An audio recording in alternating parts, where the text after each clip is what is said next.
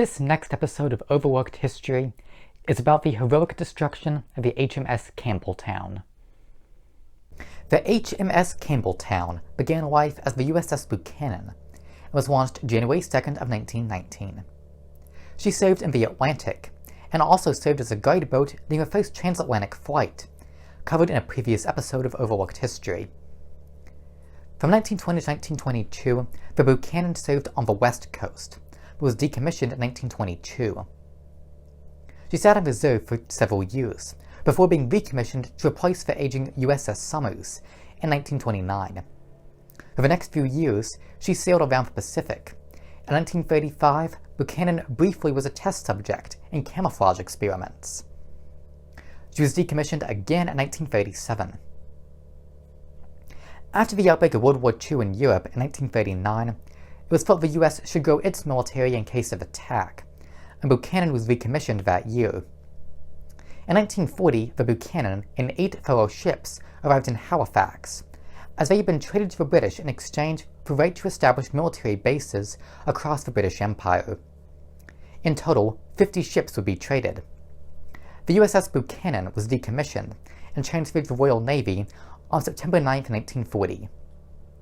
She was renamed HMS Campbeltown and sailed to Britain. She mainly helped defend Atlantic convoys. Meanwhile, in France, the Germans had heavily fortified naval bases in Saint-Nazaire and Brest. Saint-Nazaire was of particular concern for the British, as it was the only Atlantic port capable of holding the German Navy's lightest battleship, Tirpitz.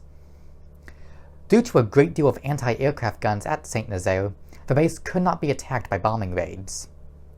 It was decided that a trick was the only option, and the plan was called Operation Chariot.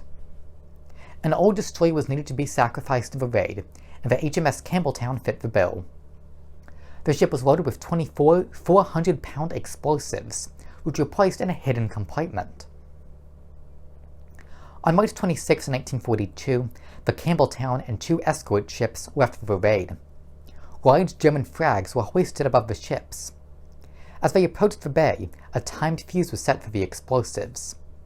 The Germans were suspicious of the ship, so they fired a warning shot. The Campbeltown's crew fired a green flare, which split into 3 red stars, a German signal. Satisfied, the Germans let the Campbeltown proceed. When it was too late, the Germans realized their mistake and fired at the ships.